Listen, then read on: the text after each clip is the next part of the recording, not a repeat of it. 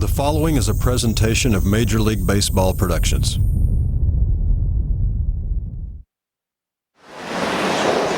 It's a clear, cool night in downtown Detroit. The Tigers and St. Louis Cardinals. The Tigers on a 7-game win streak come into this World Series with tremendous momentum. The Cardinals have come into this series as the big underdog. It's true. No one thought that a team with just 83 wins could win a World Series. But they forgot what it means to be a St. Louis Cardinal. They forgot that they had the reigning MVP and Cy Young Award winner. Chris Carpenter, 28 starts it took him to win 20 games last year. They forgot. They forgot that this team had the most wins in the National League since 2002. They forgot that they had reached the playoffs 6 of the last 7 years. Never get tired of this. No, you don't. The Cardinals have fantastic momentum. They forgot. And it all started with that game in New York. They forgot that even youngsters can shine on the October stage. Yadier Molina. They forgot. The Cardinals have stunned the crowd. They certainly had forgotten St. Louis Cardinals tradition, for this franchise has won more World Series than any National League team. The St. Louis Cardinals win the 7th and final game of the 1946 World Series. Or that magical things can happen when you put on a Cardinals jersey. The Cardinals getting Weaver on July 5th from the Angels. They forgot. Swing and a miss, he struck it out. Weaver in 8 innings has struck out 9 for the game. They forgot that no manager in baseball today has more wins than Tony La Russa. Tony La Russa, they brought him here to get him to a World Series. They forgot. That this team gets clutch hits from men big in both stature and heart. David Eckstein delivers again. Clutch RBI double. They forgot that it doesn't matter what you did in the regular season once the playoffs begin. Because then, if you win 11 games, you win it all. They forgot, but we didn't. Swing and a miss. The Cardinals are world champions for 2006. Major League Baseball Productions presents What about now? the 2006 World Series film. It was a moment that just may have saved their season, as the Cardinals' playoff hopes were teetering on the edge. And then, Pujols drives it. Deep left field. It's a gunner. A 3-run homer. Albert's 8th inning go-ahead blast brought renewed hope to a team desperately fighting for its postseason life. We just knew that if we found a way to get in the playoffs, we would have the opportunity to go out there and just try to play our game. And by the skin of their teeth, they made it. But when you win just 83 games and lose 9 of your last 12, you don't get much respect. The St. Louis Cardinals came rumbling, bumbling, stumbling down the stretch. They are 11 under since late July. We've gone through some streaks that everybody thought we were down and out, and we get to a point at the end where everybody didn't think we were going to even make it here. I think the obvious question is this: momentum coming into the postseason. The Cardinals do not have it. For somebody to discount them, drastically wrong, because any ball club can win if they get hot at the right time. The record may be 83 games, but the fact is we still won the division. So we don't listen to all that outside stuff. Inside, we know that we're a dangerous team.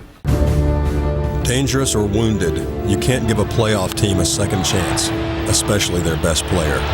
Can he get to it? Can he find it? Yes, he does, but drops it. If you got a chance to retire this guy at a pop-up, I suggest you don't give him another chance. Baseball is a game of execution. It's executing pitches, it's executing at bats, executing defensively. You just look at who's making fewer mistakes, and that club is going to win a short series. Back, gone! Albert Pujols has done it again, and the Cardinals have struck first, 2-0. Behind Pujols and their ace, Chris Carpenter, the Cardinals began to stabilize the ship in the division series. What Chris is, he's a true number one. If you got one, you got a chance. And then he has to pitch like a number one. Swing and a miss. He He struck him out. You saw the evolution, I think, of a team really coming together because the intensity every inning got better and better. Now the bases are loaded, 2 down in the 7th inning. A swing and a ground ball right side. Belliard gets to it, throws from the outfield. Scoop by Pujols. Unbelievable play. That play just gave me goosebumps. I basically came out of my seat in center field. That just lifted our team. Too much Albert Pujols, too much Chris Carpenter, too much defense. It just snapped into place. Everybody just became one right at the right time, and things started looking better and better each day after that. A swing, and there's a hit to left field. Wilson is being waved around, and the Cardinals lead 1-0. It certainly helped that the Cardinals' mid-season addition, pitcher Jeff Weaver, pitched nothing like the guy who was given up on by the Angels. Swing and a miss. He struck him out.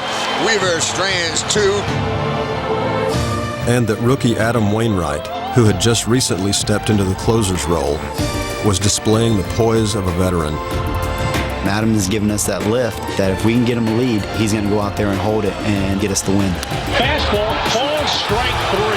Adam Wainwright has come through big here in San Diego, recording saves in each of the first 2 games. We're all riding high right now. I mean, we knew we were a great team. We just weren't clicking, and now we're clicking, and it's the right time to do it. After losing Game 3, the Cardinals came back in the potential clincher with a flourish. Go ahead, run at first. Breaking ball down the right field line towards the corner. Fair ball. They're going to wave around Pujols. Here comes the throw from Garfield. The Cardinals have the lead. We just did not let up. It was just this relentless attack that just kept coming no matter what the score was. The at-bats got better and better. A squeeze play. It works perfectly. In the score is Spezio, and they lead it 6-2. The Cardinals no longer looked like an 83-win team, but rather like the National League's best team over the past 5 years. The right-hander's pitch. Breaking ball, chopped towards first base. Pujols has it. He steps on the bag, and going to the league championship series will be the St. Louis Cardinals. The Cardinals head to New York and meet the New York Mets on Wednesday night. From Shea Stadium in New York, the Mets face the St. Louis Cardinals in Game 1 of the 2006 National League Championship Series. It was the Mets who were the National League's best team in 2006, and early on they showed why. That is a bomb to right. Mets up 2-0. We went in there knowing that the expectations were that we were not going to succeed, but our guys were bound and determined that they were going to play hard and make it a series. And La Russa felt that Game 2 was a good time to shake things up by playing one Scott over another. Rolling on the bench. His spot taken by Spezio, and Scott bats with 2 on and 2 out. Spezio's breakout postseason performance as an Angel in 2002 certainly played a role in Tony's decision. Question about whether I should play him, whether he shouldn't play, and well, he's a proven pressure player, and he competed. Back is Green in the corner, and this ball is played off the wall. 2 runs are going to score, and it's a 6-6 game. That in itself was a statement that any guy on this roster at any time can come up big for us. That was something Billy Wagner discovered in the 9th, when So Taguchi came up in a tie game. Before I went to at the bat, Tony said, just get on top. Bringing a long one into left. Did he get enough? Get up, baby, get up. When I hit the ball, I recognized it's home run.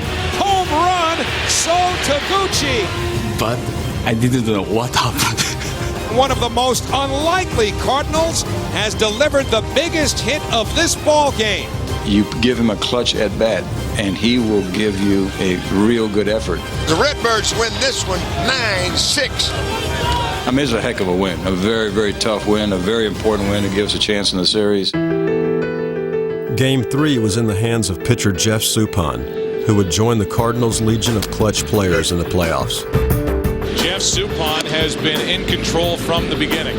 I don't recall a lot from that game, and I notice when I'm not recalling a lot, that means I'm in the moment and I'm really focused on each pitch. A standing ovation here at Busch Stadium for Jeff Suppan. 8 shutout innings for the right-hander. He play that one game you're in right now, and you're playing to win a series. And the Cardinals win Game 3, 5-0. You never stop because anything can happen.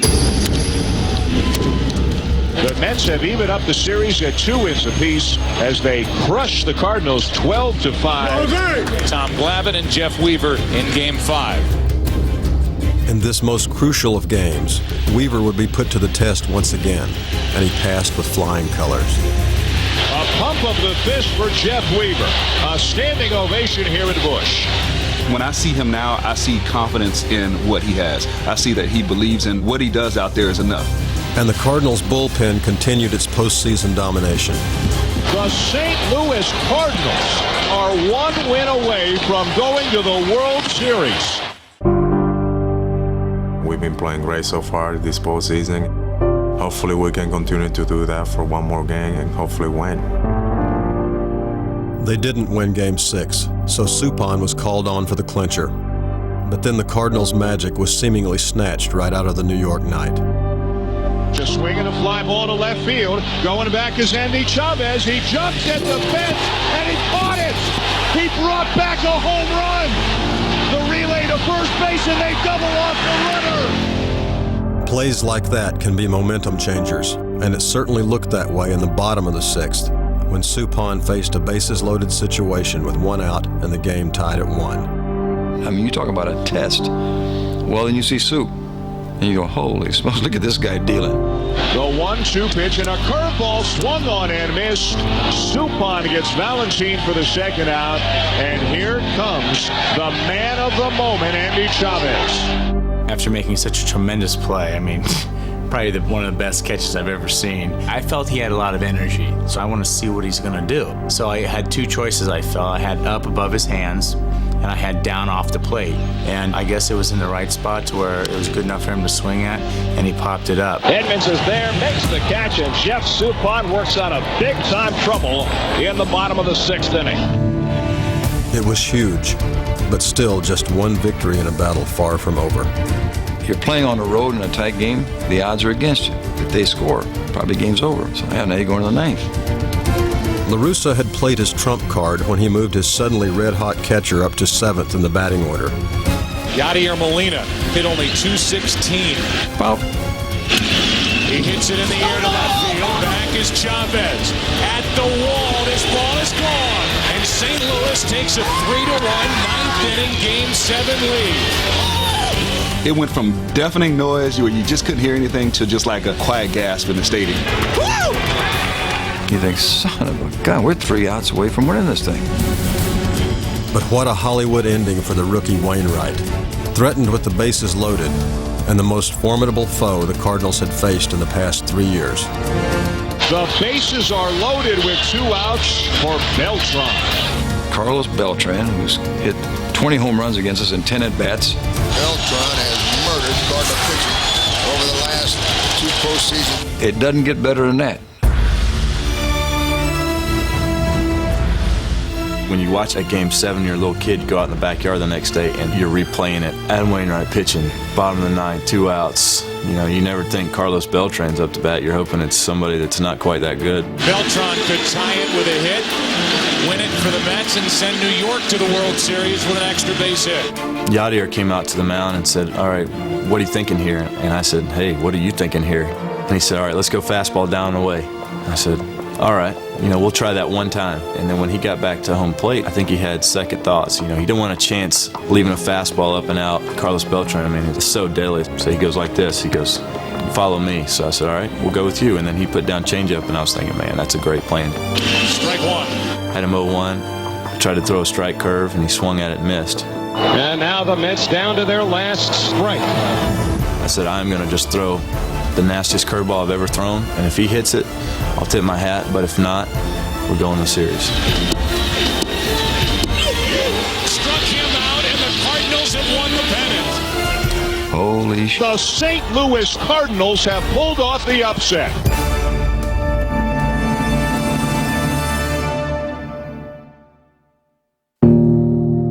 And so the Cardinals were off to face a Detroit team that had ridden its first winning season in 13 years to the Fall Classic.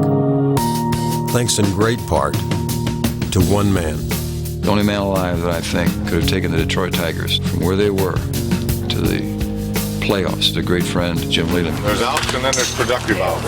Okay, give them over. And that's where we're going to play. Leland came in spring training and said, hey, I'd like to play 9 innings, and I like to play 9 innings hard. I'm going to put together the toughest 25 players on the team, and we're going to go out there and bust their behinds. I don't want you to just catch and hold. I want you to catch and fake. At the start of the season, we kind of took on this aura of, all right, you don't believe us, but watch us play. Game-winning walk-off home run. 8 straight wins for the Tigers. 80 games into the season are 30 games over the 500 mark.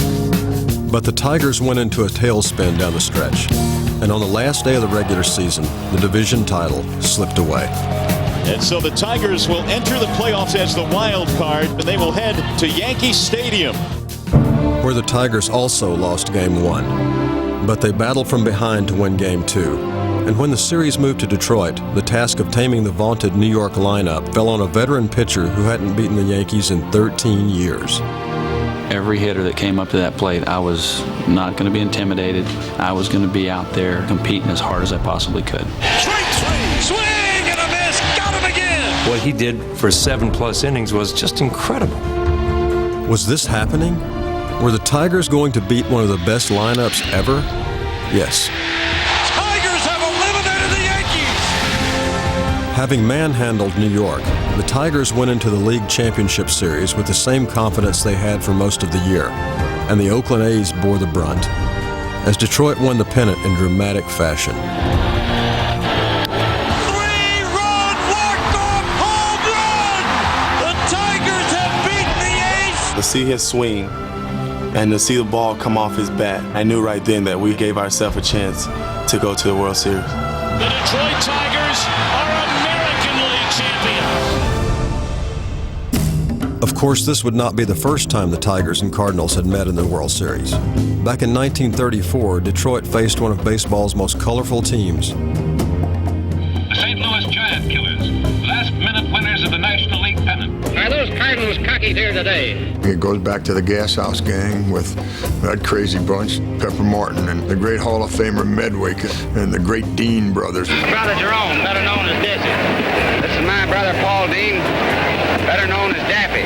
We're both full of ambition against those Tigers. Paul and Dizzy got the Cardinals' first 3 wins, and Ducky Medwick helped put Diz in position to finish off Game 7. Here's the pitch. A drive down to second, which DeRosa takes. Crosses the bridge for the final out of the 1934 World Series. A shutout for the great Dizzy Dean. The two teams met again 34 years after '34, and this time just one St. Louis pitcher was the story. Bob Gibson had a microscopic 1.12 ERA that season, and in Game 1, Gibson made history. He's got him! Struck him out! A new world record of 17 strikeouts in one game. St. Louis forged a 3-1 lead, but Detroit fought back. And in Game 7, they called on the seemingly overmatched Mickey Lolich to face Gibson. The pictures were of, God, I hope we can do this, but it's Bob Gibson. Gibby and Lolich kept the game scoreless through 6, but Gold Glove outfielder Curt Flood made a rare mistake in the 7th. A line drive is hit into left center, and Curt lost his balance a bit. The ball went by him. We made a couple of mistakes here or there, and the teams that make the fewest amount of mistakes when you get in a series like that, usually the team that wins. And this time, that team was the Tigers.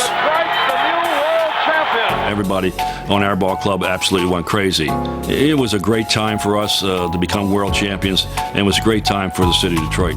I thought that we had a better ball team than the Tigers, but then a lot of times the best team doesn't win.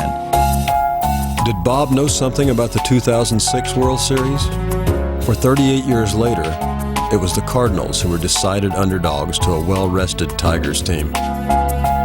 Let's hope the 2006 series is as memorable and as competitive as the 1968 series was. Prior to Game 1, baseball chatter filled the airwaves in Detroit. And much of it focused on the fact that the Tigers had not played in a week. Baseball's not like football where you take a week off, the injuries heal. Baseball is about timing. It's about rhythm. In my opinion, the Tigers should have lost some rhythm sitting around for 7 days. You look at St. Louis, and they are battle-tested and battle-scary. The Cardinals have been playing every day. They're used to this right now. They're already in this mode. Jim Leland says anybody who says the Tigers are favorites is foolish. So the big thing is that they had this week off, and it's really going to be hard for them to kickstart those engines again. And while the Motor City revved itself up for its first World Series in 22 years, the Cardinals came into town on a roll, and there was no doubt that they were loose. I said, watch out. There's going to be some banana peels in the clubhouse. I want to play today. What do you think about the World Series? You know, ho-hum. You've been it. You've done it, bro. It's pretty awesome, huh? It's a lot of fun, yeah. Hey, Joey, congrats, dude. I'm just thrilled to be here, buddy. It's been great having you with us. It's electric, isn't it? You got any, like, words of wisdom that you can pass on to the people? Hey, buddy. How you doing? Good job, man. Good job, dude. The only thing I can say, it's awesome. You got to enjoy it every single inning, every single moment. Everything all right? Okay. You have to be okay. You're in the World Series, man. And although this was the 102nd Fall Classic, the series was still marked by an historic first in Game 1. Now, here's the interesting part. Because the NLCS went a full 7 games, it's Anthony Reyes making the start, the rookie, and this is the first time in World Series history that 2 rookies will hook up in game number 1. You never know what's going to happen, especially with a young pitcher like that. If you're going to get nervous, you're going to get nervous in that game. And with the limited amount of experience that Anthony has had in the big leagues, I thought he would really be nervous. When I walked out the first time, it just, I tried to put my head down and not look at anything else, and, I was fine. He may not have been nervous, but Reyes did have the fewest regular season wins of any Game 1 starter ever, 5, and he experienced some early trouble.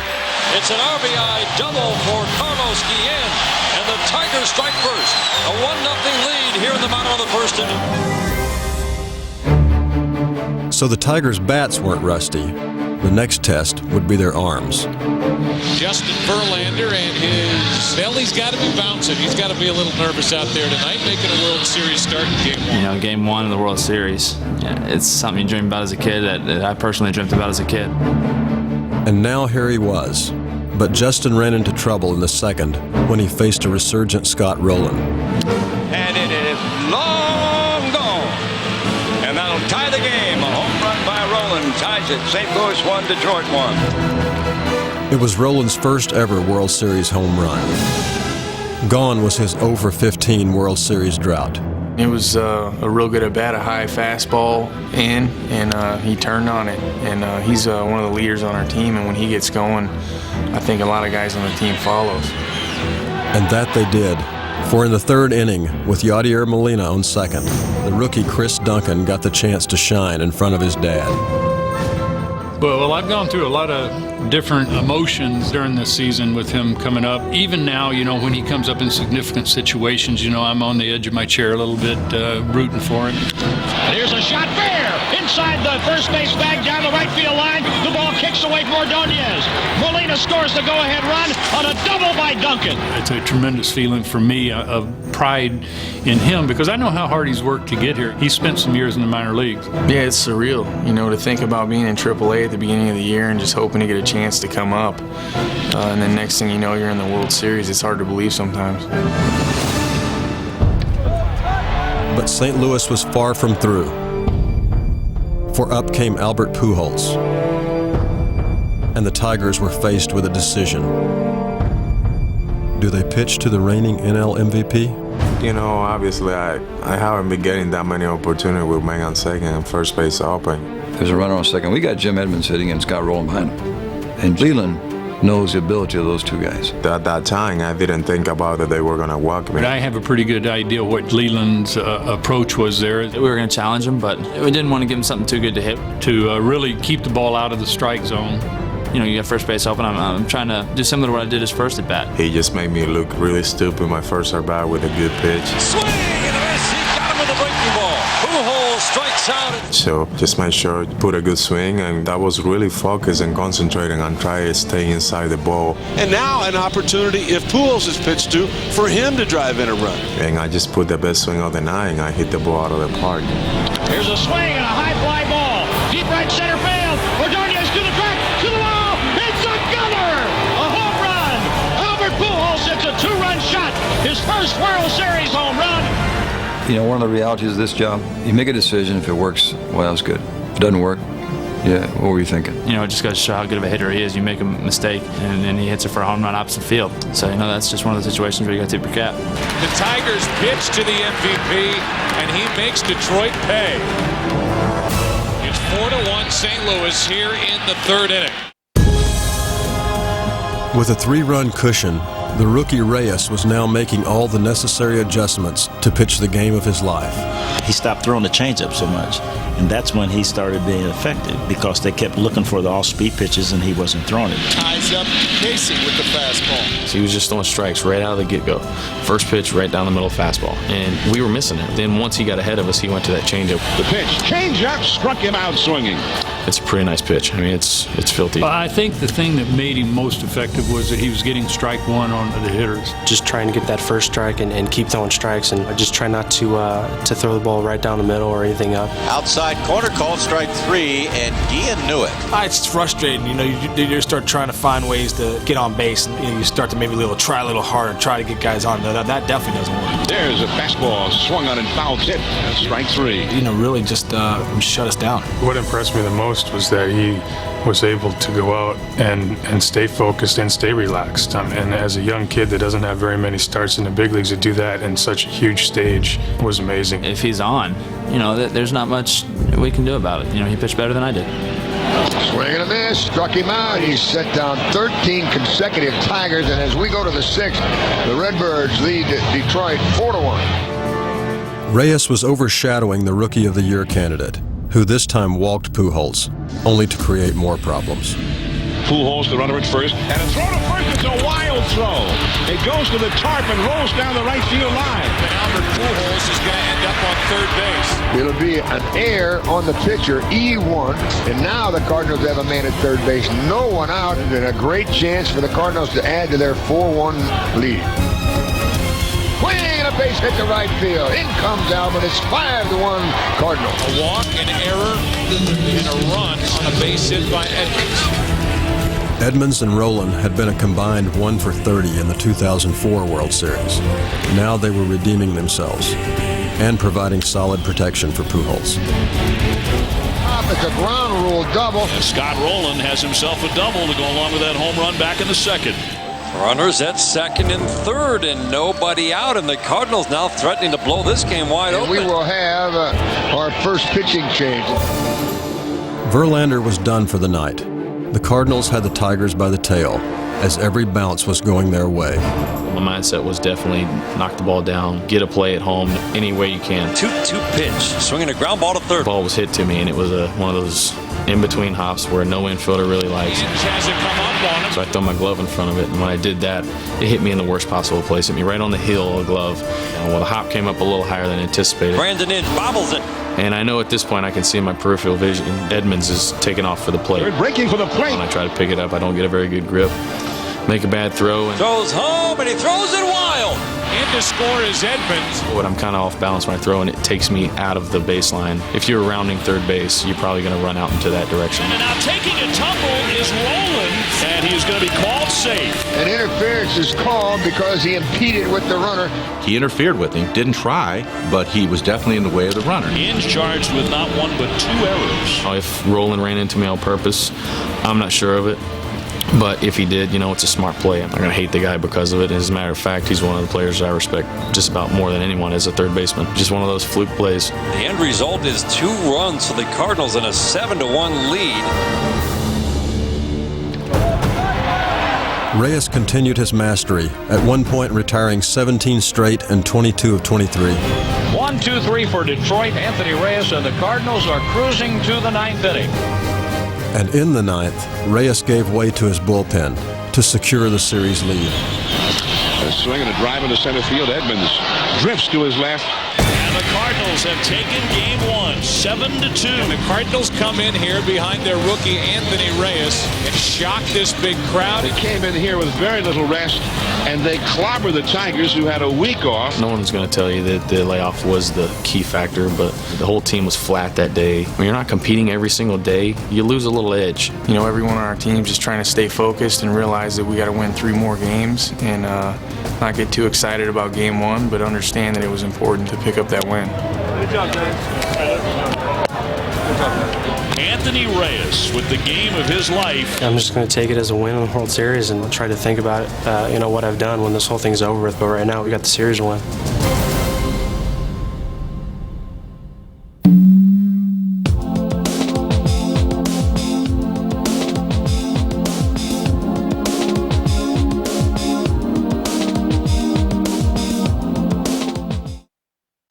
No excuses for manager Jim Leyland, but clearly the week off affected the Tigers, and we're looking for a very different performance in Game 2 tonight. The Tigers are looking at the next 3 games being played in St. Louis, and so they really must win tonight, or this World Series could be over very quickly. The matchup tonight, the former Tiger Jeff Weaver. Jeff Weaver, I like Jeff a lot. He's made it known. He's got a little axe to grind, and I think that's great. Kenny Rogers has been incredible. He's definitely a good pitcher, and he's been having a great postseason. 15 innings, and he has yet to allow an earned run. I expect it to be a good game tonight, a good matchup. Terrific matchup tonight. Before 2006, Rogers had struggled mightily in postseason play, but now had seemingly conquered his playoff demons. Every player has doubts about what they're capable of at certain given times, and I'm no different. But it's nice to know that if you're willing to go out there and take the chance and possibly fail again, if you're out there, you always have a chance to succeed. 1 out, nobody on. Here's the pitch on the way. Fastball, strike 3 caught on the inside corner. 2 on, 2 out, and a comeback to Rogers. But as Kenny pitched through the first inning, the television cameras focused on a mysterious dark stain in the palm of his hand. What's on the base of the left thumb, Kenny Rogers? We detected it. I informed some of MLB officials and alerted them to that. And we tried to take the appropriate measures in a very professional way. And what was there in the opening frame was gone by the second. Meanwhile, back in the first inning, Jeff Weaver ran into problems of his own in the form of Craig Monroe. I'm going to be aggressive. I'm looking first pitch fastball, and I'm going to let it go. Here's a fly ball left field, way back! Off the bat of Monroe! Gone! Tigers take a 1-0 lead in the first. It seemed like it was in slow motion, and all of a sudden it was just like, do you know where you're at? This is a World Series, and he just hit a home run. It was a pretty good shot. It kind of set a tone for us. He came back to the dugout pretty fired up. Then with 2 out in the first, Maglio Ordonez set the table for one of the Tigers' most clutch postseason hitters. Ian into left center field. Wilson back on the run at the track over his head. And Ordonez all the way from first makes it 2-0. Detroit blew scoring opportunities in the next 3 innings, but come the 5th, Guillen once again showed why he's one of the game's best-kept secrets. Nobody hears about this guy, but Carlos Guillen is the most underrated player. He's one of those guys, man. If you get a chance to watch him every day, you really appreciate Carlos Guillen. You start to realize he's one of the best players in baseball, that kind of thing, you know? Now here's Guillen, a smash past Pujols, down the right field line, headed for the right field corner. Guillen digging for second. The ball finally picked up in the corner by Encarnacion. Guillen heading for third. A triple. That was another big hit for us, just another big hit for Carlos Guillen for us in the postseason. It was crucial for us with some missed opportunities to try and, to get him in. And the veteran Casey had no intention of leaving Guillen stranded on third. Weaver ready from the stretch. He throws. Curveball, line drive, base hit to right field. Guillen comes in to score, and Sean Casey delivers in the clutch. The 2-out base hit, 3-0 Detroit. Rogers continued his phenomenal postseason success by allowing just 1 Cardinal to get into scoring position. what he's been able to do has been unbelievable. Waiting on the payoff pitch from Kenny Rogers. Swing and a miss. Got him on strikes. It's an honor to watch. You know, one of the best postseason performances ever. What a talent that he has to be able to be a good pitcher, but also help himself out by being a good fielder. Change up away, speared by Kenny Rogers. A line drive, one of the best defensive pitchers of all time. I want to be a good fielder because I know the benefits that come with that, and I get more satisfaction out of that than I do striking someone out by far. Now the 2-2 pitch. Swing and a miss. Got him on strikes. I know that he's given 100% of his soul to go out there and win for us. Kenny Rogers has one hit the Cardinals through 6. Rogers would extend his streak of scoreless postseason innings this year to 23. Fastball swung on and missed. He struck him out. Kenny Rogers, 7 shutout innings. For a guy who's tasted no postseason success to do it back-to-back weekends in 2 big games is just been a really incredible thing to watch. That man is absolutely driven. He continues to be the master of the postseason. When Rogers left after 8 shutout innings, the St. Louis batters were more than happy to see a new face heading to the mound. Now Todd Jones will try and end it.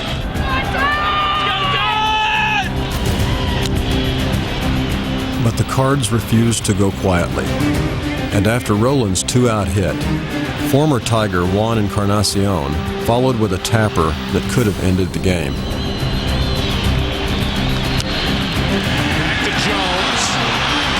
The play, Encarnacion is safe, and the tying run will step to the plate for the Cardinals. When our club starts, our #1 goal is to play a hard 9 innings. 2 down, runners at the corners. The pitch to Jimmy Edmonds, the tying run. The runner goes, swinging a little fly ball down the left field line of his fair. It's trouble. It is fair. In to score is Roland, and the tying run in scoring position on a double by Jimmy Edmonds. Come hell or high water, we're going to play a hard 9 innings. A base hit to the outfield could tie the game. Here's the pitch. High and tight, and it hit Preston Wilson. As nervous as anything. Bases loaded, 2 out. The 1-0 pitch. Ground ball to short. This should do it. Santiago underhand flip for the force at second. And the Tigers have tied the series in a game apiece. When the game is over, hey, we played 9, they beat us, tip your cap. It was the Tigers' first World Series victory since the clinching 5th game in '84, and the Fall Classic now moved to St. Louis, tied at 1 game apiece.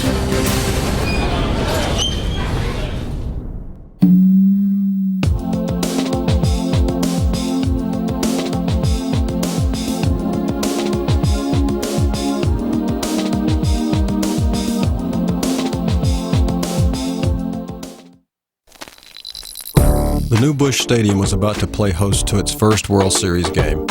And thanks to a split in Detroit, the home team was feeling just fine. Doing a little MLB World Series DVD thing.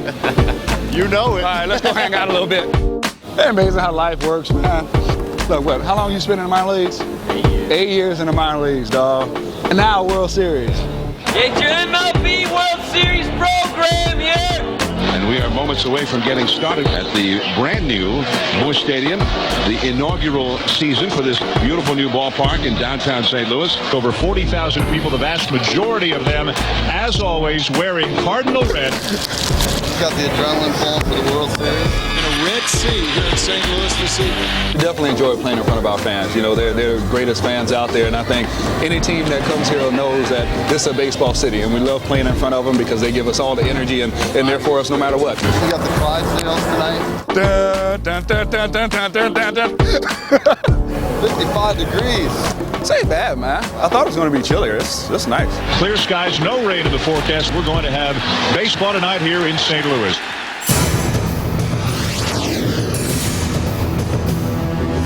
Now it's tied 1-1, and we're coming home. We got Chris Carpenter, our ace. He goes out there with the pressure of being the #1 guy. They're going to take charge of the series here at home. Carpenter needs to win tonight. He is the leader of our pitching staff, not only in performance, but in character. He is also the reigning Cy Young Award winner and had 4 victories and 5 postseason decisions to his credit.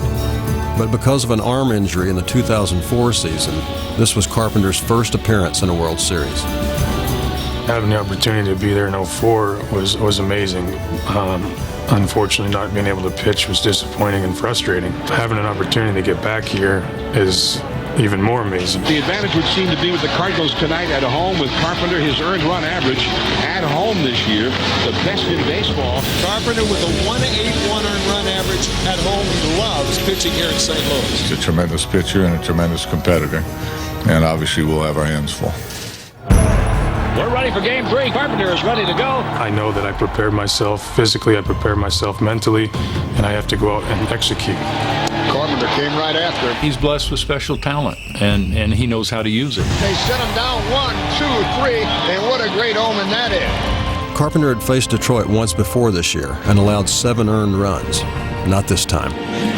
Curveball struck him out swinging. That was a big sweeper. I came into the game in Game 3 with a great game plan. If he drops him off like that from the remainder of the game, it'll be all over, won't it? Oh, school's out. Trying to be aggressive, trying to work the count, trying to throw the first pitch strike with any pitch. A lot of times it is not going to be a good pitch to hit, but it's easier said than done to lay off of that. That day he has his good stuff, man. He has his curveball working and his cutter, his sinker. Boy, that sinker down and in, cutter away. Talking about using both sides of the plate with power. The 4th pitch inning for Carpenter. I just knew that I was on. I knew that I had my stuff, and I just needed a couple runs to get through that game. But runs were hard to come by, for Nate Robertson was just as tough through 3. No runs, no hits. For the Cardinals, they've had 1 base runner. Then in the 4th, Nate's nemesis came to the plate in the person of Preston Wilson. It's amazing how Wilson has hit against Robertson. He came in 5 for 5 with 2 home runs. Wilson gets a base hit into left field to start the bottom of the 4th. The Cardinals have not only their first hit of the night, but it's the first time they put their leadoff man on. And who's that, Ben? Takes the pitch and shoots it down the right field line. It'll be a ground rule double as it hops out of play. 2nd and 3rd, nobody out. Another example of Pujols' ability to hit to all field. They were going to go inside, and Robertson made a mistake away. It's just remarkable how much of the plate he can cover. Because this is one of those innings that's starting badly for Robertson, and the Cardinals are starting to smell a big inning here. He walks Loney on 4 pitches, and the bases are loaded with nobody out. Then with 1 out, a most professional hitter came to the plate. 1 down, bases still loaded for Jim Edmonds. Still no score. Nate Robertson was pitching. He's moving the ball around and had pretty good velocity that night. And being lefty-lefty right there, that's a tough situation. Nate Robertson has chewed up left-handers all year. Edmonds, the only left-hander in the Cardinal lineup. I was kind of hoping he would just leave a ball out over the plate that I could hit a fly ball into left center field and get 1 run. A swing and a shot fair. It's inside the first base bag and down the right field line. Jimmy came up in a big situation, but I've seen him do it so many times. Pujols scores. Here comes Roland. He's a big-time guy, and on a big-time stage, he definitely delivers. He's really focused and concentrating every at-bat and try to contribute to help our team out to win, and that's what he has done so far. And the Cardinals have a 2-0 lead on the 2-base hit by Jim Edmonds. The way Carpenter was pitching, it was just a huge push forward for us. Chris never came close to walking a hitter and had the Tigers swinging at air. He's got every pitch working. He's did a great job of getting ahead 0-1 a majority of the game. Not gone to a 3-ball count on the Tigers batter tonight. The reason why I didn't go to 3-ball count is because they didn't allow me to go to 3-ball count. I was attacking the strike zone with the ball down, and they were very aggressive. And when the Tigers did make contact, the St. Louis defense made sure to pick their ace up. And a line drive caught by Pujols at first. Here comes Taguchi on the run, on the run, on the run. He slides and makes the catch. 1, 2, 3 go the Tigers in the 7th. Robertson left trailing just 2-0, but hard-throwing Joel Zumaya was wild everywhere he threw.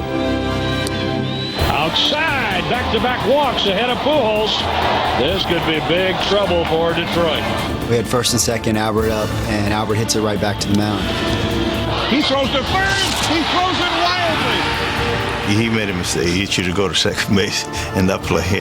And maybe had a double play out of it. Tigers' best defense has not been on display in the first 3 games of the World Series. And it's 4-0 Cardinals here in the 7th. Every run so critical with the way Chris Carpenter is going, and the Tigers just gave the Cardinals 2 runs. With a 4-run lead, Carpenter returned for the 8th and was once again lights out. Electric stuff with electric command. That's a tough combination for a hitter.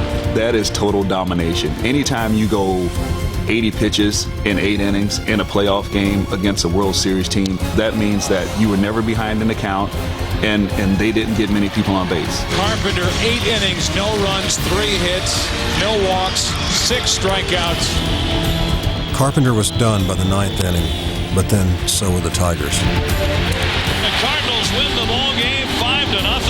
St. Louis takes a 2-1 series lead in this October Classic. This team can live with getting beat in Game 3 by Chris Carpenter because he turned in one of the greatest World Series games in a long time. You can talk about the week off. You can talk about the day off yesterday. You can talk about the cold weather. But, hey, no excuses. Carpenter's just pitched a whale of a ball game. To do it to a Tigers lineup who's hungry and in the World Series, that's what big pitchers do. Carpenter did it for us in Game 3. We got the real Chris Carpenter here tonight. What Chris did in Game 3 helped us keep that momentum and set up the next 2 days.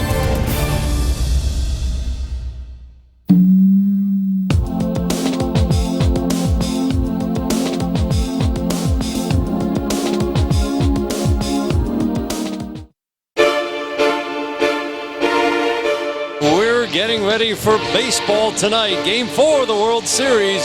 This crowd is packed Busch Stadium after sitting through a long rain delay last night. You can just tell there's a little pent-up energy in this crowd tonight getting ready for Game 4. I'm tired of looking at radar screens. It's time to play baseball.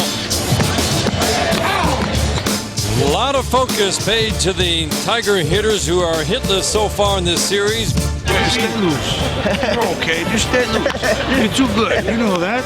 Right now in the lineup, we have 3 guys that are 0 for 34, the combination. So basically the key is to get them going.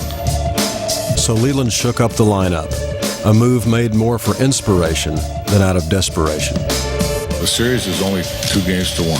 The point of no return is when you lose 4. But when it's 2-1, it's hardly a time to panic. We're certainly not going to panic. We're going to play as hard as we can. We're going to hopefully try to even it up tonight. This is a big ball game tonight. If they lose tonight, they'll be down 3 games to 1. And then every game will be a have-to-win game from here on. There's no magic what they have to do. They have to be very focused here tonight, get off to a good start. 4. Here we go. Jeremy Bonderman will get the start for the Tigers tonight. Jeff Suppan, who's been nearly unhittable his last 2 starts in the postseason, he'll get the start for St. Louis. There were those who thought the rainout and the 24-hour wait might take its toll on Suppan. His skipper was not one of them. I don't know that you'd meet another pitcher that's better at handling that type of disruption than Jeff Suppan. Sean Casey was another matter, for he did disrupt the pitcher and dealt the game's first blow in the top of the 2nd inning. Now the 1-0 pitch to Sean Casey. Fly ball, right field, it's deep. Going back is the right fielder Duncan at the fence. He leaps and that ball is gone, a home run. Sean Casey gets the Tigers on the board early with a home run into the Cardinals bullpen. 1-0 Tigers in the 2nd. I was going to come in at his hands, and I pulled it right down to exactly where I did not want to throw it. Basically, it was the right pitch with the wrong location. Jeff faced more trouble 1 inning later with 2 on and Casey once again at the bat. Line drive base hit down the right field line. Hustling over is Duncan to cut it off in the corner. Coming around third is Granderson. He'll score. Heading around third is Guillen, and now he's going to be held up by Lamont. Sean Casey with a clutch RBI single, and the Tigers have a 2-0 lead. It looked like Casey was looking for the breaking ball. He got it and drives in his 2nd run of the ball game. Good hitting by Casey. And good hitting proved to be contagious. Come on, Park! Base hit into right field. Guillen to score. Stopping at 2nd is Casey, and the Tigers lead 3-0. Pudge Rodriguez delivers. That's a bat that has been missing from the Tiger lineup until tonight. 2 for 2 night after an 0 for 23. And to get Pudge Rodriguez's bat going, how big is that?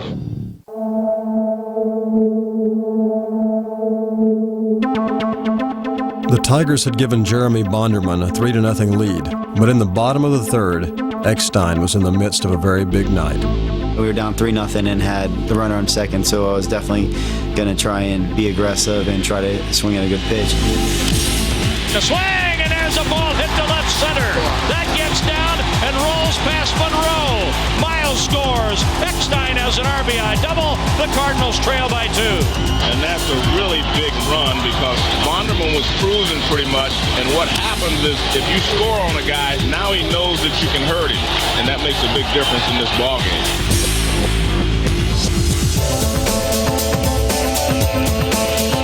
Swing line drive fingers. Past the diving engine down the left field line into the corner. Roland comes in to score as Molina heads into second with a stand-up double. Players go through cycles, and I think Yachty hit a good cycle at the right time. He really fell into a nice, comfortable stretch as soon as the playoffs started, and it's been huge for us. Another big hit for Yadier Molina. And now it's a 1-run lead for the Tigers, 3-2. And the Cardinals obviously are right back in this ballgame. Bonderman held on to that lead into the 6th when he put 2 men on with 1 out. His manager had seen enough. Well, here comes Jim Leland out of the dugout, and he has signaled to the bullpen already. Fernando Rodney is coming out of the Tigers bullpen. Now Bonderman has to turn himself from being an upset starting pitcher yanked out of the game to a cheerleader. The runners at the corners, 1 out, 3-2 Tigers lead in the bottom of the 6th inning. Swing and a miss. He got him on strikes. What a big strikeout for Fernando Rodney. Runners at the corners and 2 outs now. Yeah, I thought that was the inning that we were going to break through, we were going to score a bunch of runs. The 1-2. What a job by Fernando Rodney. Fernando Rodney, he's just a great pitcher, he made a couple of good pitches, strike those guys out. He strikes out Miles and Rodriguez and strands 2. And the Tigers still have the lead after 6. Rodney had snuffed out the Cardinals' quest for a big inning, but in baseball, disaster is just one slip away. Fly ball to center field. Granderson's on the run. He falls down. He falls down and the ball goes over his head. Eckstein is safe at second. There's a break for the Cardinals. This field took a lot of rain last night and today, and it plays tricks on Curtis Granderson. I thought when it was hit, Granderson was going to catch it, but unfortunately the field was so slick and wet, he slipped, so able to get a double off of that. There's nothing you can do about it. You've done everything right, but the ground gives out from under you. You feel bad knowing how that feels and knowing that he had to go through that, but it's part of the game. Once again, Detroit's suspect defense had created a problem, and once again, their pitcher would make it worse. Here is Taguchi showing bunt, and he pushes it up the first base side. That's going to work. Off the mound again, it is Rodney. He picks up the wet baseball and throws it down the right field line.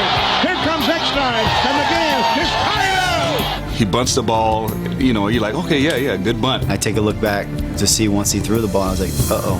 And then the next thing you know, he just kind of shot puts it, and you just see the ball squirt away. That is the 4th error by Detroit Tigers pitchers. Most by a pitching staff on one team in a World Series. This is absolutely crazy. So when the ball went awry, make sure I touch third base and be able to get home. And it's almost like slow motion. Everybody's hitting the dugouts like, the ball ends up down the line. It was just one of those moments that you're not going to forget. The game was now tied, but the Cardinals weren't through. One hit, base hit. Here comes Taguchi. The throw by Monroe to the plate, cut off, and the Cardinals lead. I faced Rodney before, and he's made me look really silly on that changeup sometimes. And he threw a changeup that stayed up, didn't get as much action as it normally does, and I hit a line drive through the hole. Preston Wilson comes through in the clutch with another 2-out RBI hit. Postseason baseball has been like that for years. Usually when there's a mistake, the other team capitalizes on it, and I think just because their stakes are so much higher. And the Cardinals have gone ahead. A disastrous inning for the Detroit Tigers.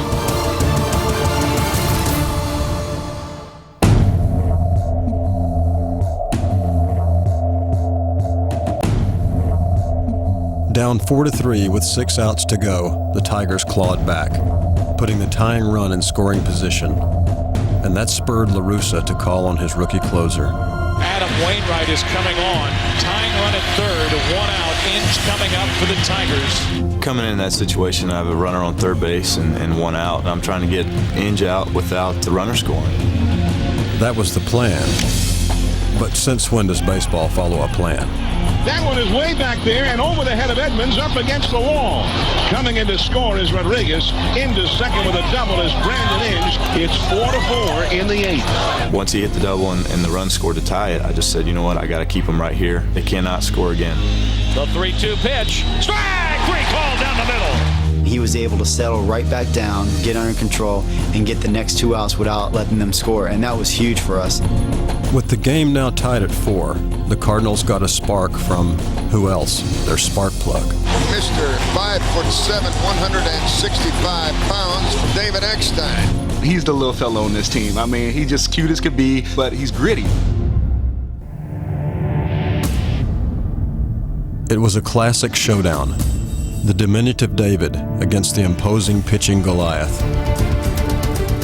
Facing Zumaya, I got the opportunity to face him the last game we played, so I had a little bit of a read on him and just trying to get my timing against him.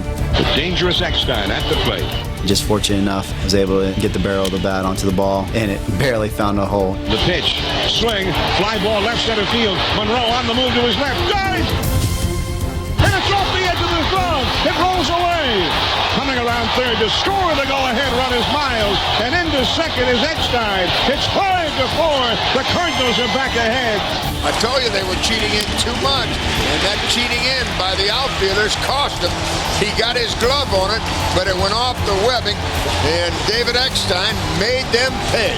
This is a game of inches. Monroe makes an unbelievable attempt diving in left field, and he came up an inch short. For the second time tonight, Eckstein comes through with 2 down and a clutch RBI hit. 2-out hits are big hits. When you're up there, you know you have the whole team that's counting on you, and you definitely want to perform. What a night for David Eckstein. Davey just did a great job getting on base for us and getting those 2 big hits with 2 outs at the right time. And that's one of the reasons why we love him, because when he's on your team, you love him, but on that other side, he's like the pest that you cannot get out of the house. No matter how many times you swat him, he keeps getting up. You can't beat him down. Eckstein had given St. Louis the lead, and Wainwright ensured the pivotal victory in the 9th. The Cardinals have won again. Clutch hitting turns into a win for the Cardinals. Eckstein in the 3rd, Molina in the 4th, Wilson in the 7th, Eckstein again in the 8th. All had 2-out RBI hits in a 5-4 Cardinals win. Frame of mind on the club is outstanding.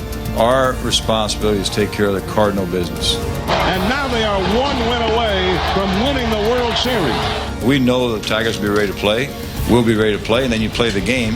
We have to win 3 games. Are we capable of doing that? Absolutely. Are we in a good position? Absolutely not. We win, we keep playing. If we don't, we go home.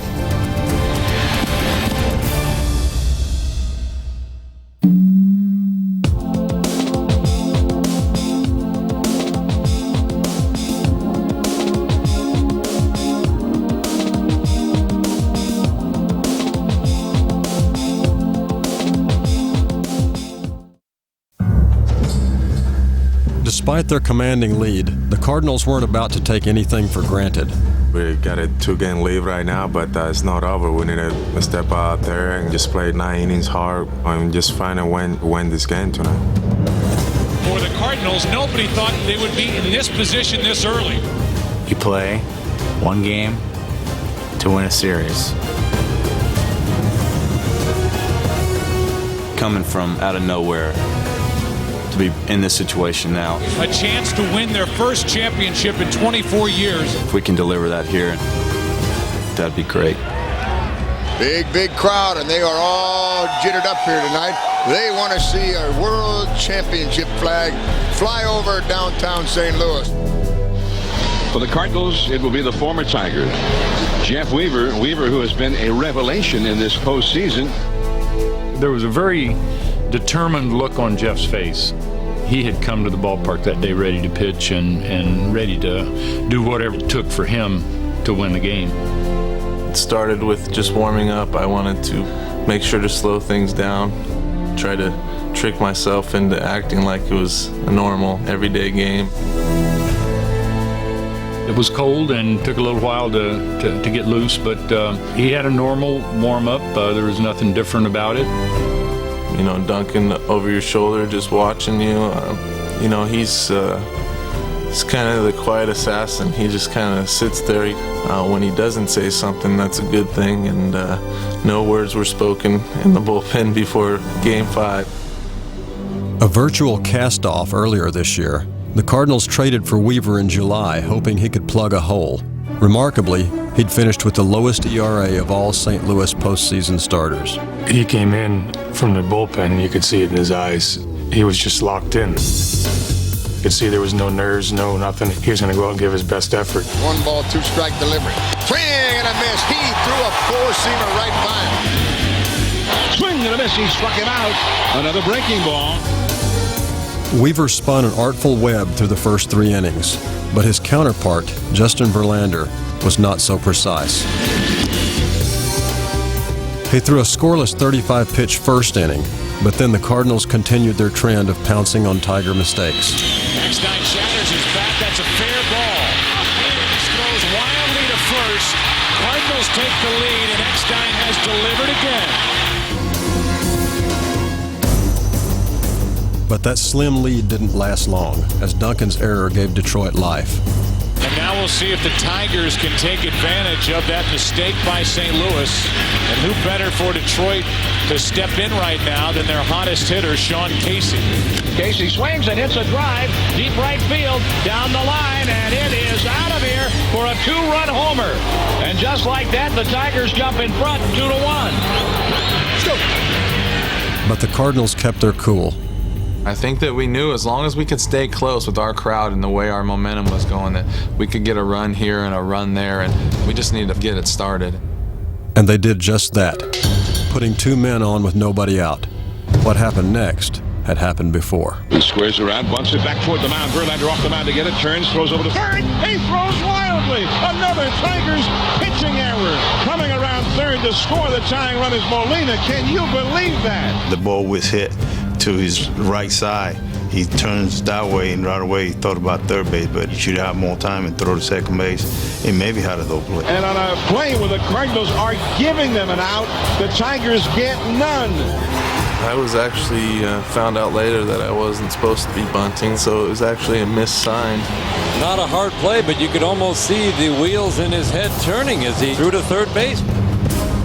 It was unbelievable. I mean, each and every game, it was a fielding play that resulted in us scoring some runs, and that's what you have to do, is take advantage of those mistakes. And after the error, Eckstein is the batter. When you're playing these tough games, it definitely comes down to the execution of the game. He was 0 for 11 to start the World Series. Since then, David is 7 for his last 9.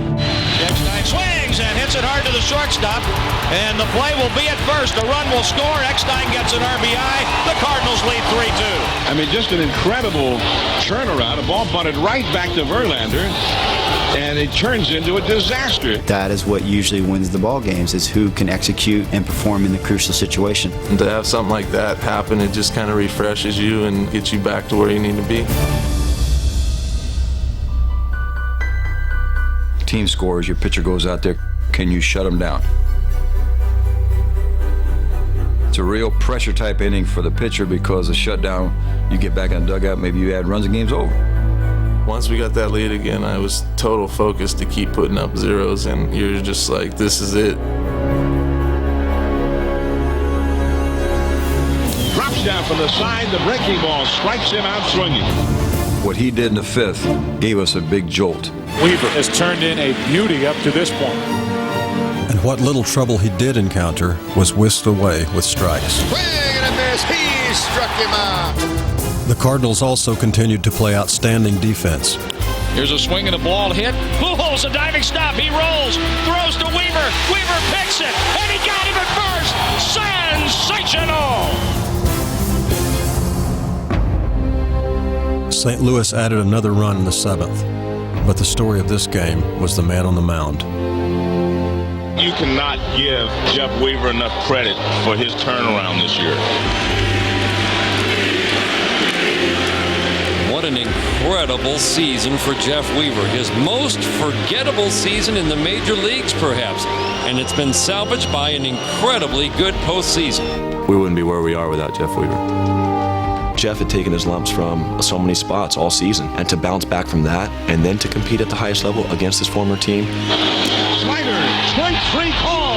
Jeff Weaver pitching the game of his life. That's unbelievable metal and steel that he had, and just guts, and to be that clutch for us. It was so fun watching him enjoy that moment. Weaver's pitch. Swing and a miss. He struck him out.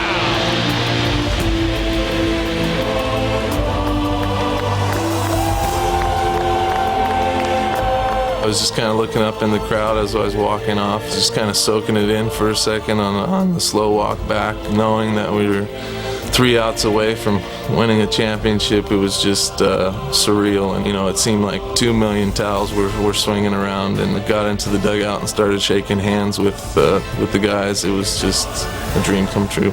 Adam Wainwright, the 25-year-old rookie closer, in to try and end the World Series. Every teammate is looking at him and saying, Adam, get 3 outs and make us a world champion. Think about that. What a burden that is, the responsibility. You have got to be so tough. So sure enough, threw a couple pitches down, a couple pitches up. Wainwright throws just off the outside. You see him breathe.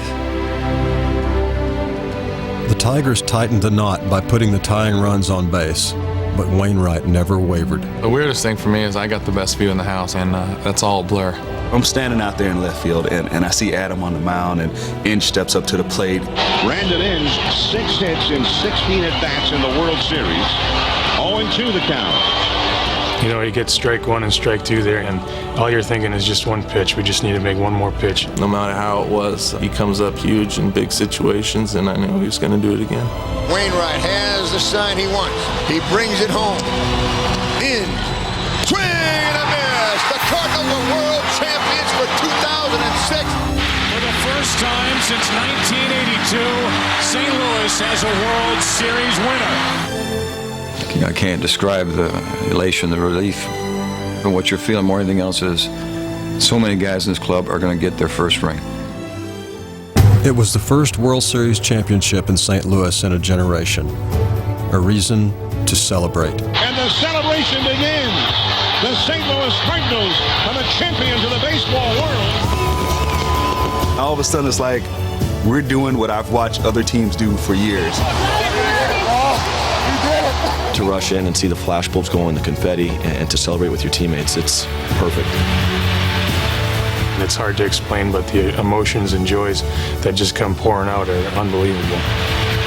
Like Jeff Weaver, the game that he pitched after year that he had, going through the adversity that he went through, just seeing the tears in his eyes. Just a surreal situation. Just turning and seeing the joy on everyone's face was unbelievable. It was a great moment of my life, It was a great moment. To win a world championship, but to win it at home. So you get that celebration where the fans who have helped you with their adrenaline over the course of the season, for them to share with you. You just, wow. The St. Louis Cardinals are the world champions. Even those who stood in its midst felt like they were caught up in a dream. I couldn't believe it. We did it. There was a stage, you look around, the fans are going nuts. They had waited almost a quarter of a century for this moment, and they made sure to soak it all in. I think the fans will appreciate it. I think they deserve that because they've been supporting us for years. It's always important to thank them because they are with you the whole year, and it comes down to just your appreciation for them. I just want to thank the fans for their tremendous support because without it, this wouldn't be possible. You all are the best in baseball. The fan base goes from generation to generation, and what's made the Cardinals great is that we now have 10 world championships, 17 National League pennants. The St. Louis Cardinals are world champions. This reinforces the current generation's love of the team.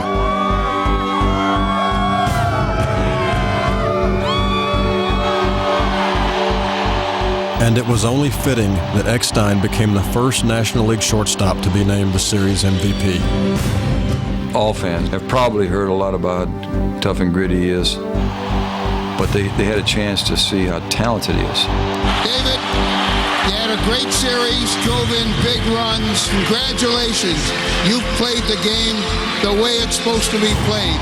You love trying to prove people that anything's accomplishable if you just have heart and you go out there and you give your best.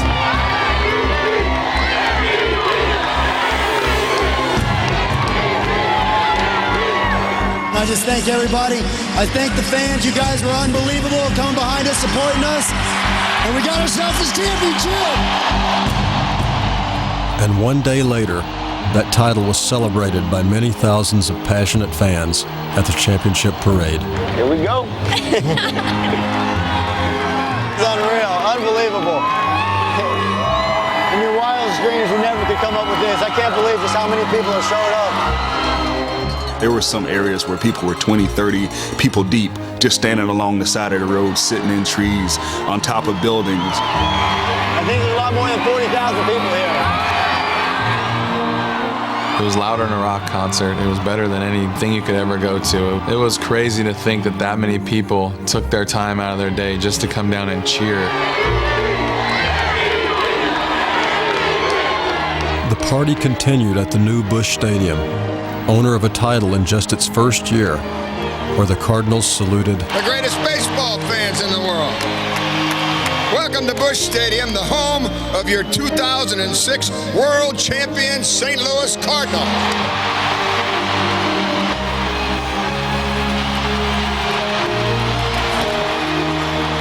From all of us, thank you. I think we've all shared a dream, and we can officially say that when we got that last out in Game 5, our World Championship dream came true. Let's enjoy it. Ladies and gentlemen, your 2006 World Champion St. Louis Cardinals. Unbelievable, look at this. Who would have thought, huh? As improbable as it seemed at the end of the regular season, the Cardinals were World Series champions. Others may have forgotten what it means to be a Cardinal, but they never did. Some said that the Cardinals, before this series began, were the worst team ever to play in the World Series. I know a lot of people were saying that we don't deserve to be here because we were 83 games, and there were kind of guys that were really mad because we work hard for this. What do you say to them? What about now? Don't now. If you look back a week before the season was over, you would never believe that the Cardinals would be here celebrating a World Championship. There's so many emotions that are involved in with just having such a rough season, having so many different types of players, new guys, young guys, guys that have been released, guys that we traded for. What could you possibly say to those people that thought you guys didn't have a chance? That's all I gotta say. I think what we went through the season gave us the strength to carry through the postseason. We've faced a lot of adversity this year. The Cardinals haven't won a game in a week. We've battled through a lot of injuries. And Edmonds is hurt. We've had 3 horribly bad losing streaks during the year. The Cardinals almost blew a 7-game lead down the stretch. And our fans have stuck beside us. But right now, that all seems like a distant memory. If the right team is clicking with the right guys, you can beat anybody. The message is like all you have to do is play better than the other team. If your team executes better than they, you will win. And we executed better than the 3 teams we played against, so we're the winners.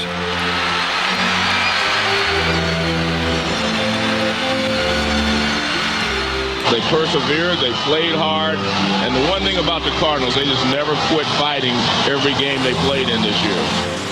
I think that the best thing about this World Series is you sit back and watch the highlights.